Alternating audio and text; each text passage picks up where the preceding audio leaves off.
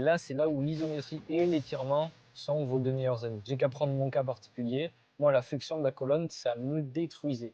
J'arrivais pas à avoir quelque chose qui me faisait du bien. J'avais mal au dos, mais on m'avait détecté une protrusion discale S5-S1 et j'avais mal au dos. J'avais mal au dos parce que c'était lié au squat et que ben, malheureusement, j'avais pas de mobilité au niveau de mon articulation de la hanche.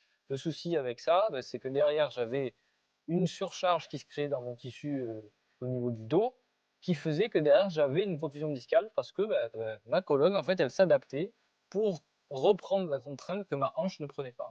Voilà. Parce que ma mobilité de hanche était tellement pourrie que quand je descendais dans le squat, mon dos il s'arrondit et comme il s'arrondissait légèrement et que d'un côté, eh ben, c'était ma colonne qui était surchargée au maximum et qui prenait comme elle pouvait, me faisait faire le mouvement, mais qui prenait toute la contrainte. Voilà. Et c'est comme ça qu'après on se retrouve avec des protrusions ou avec d'autres trucs. Donc, ça peut être différents facteurs, mais ça peut être un exemple de ben, je me retrouve avec un mal au dos. Et en soi, la protrusion discale me faisait pas mal. Et là, c'est là où l'isométrie et l'étirement sont vos deux meilleurs amis.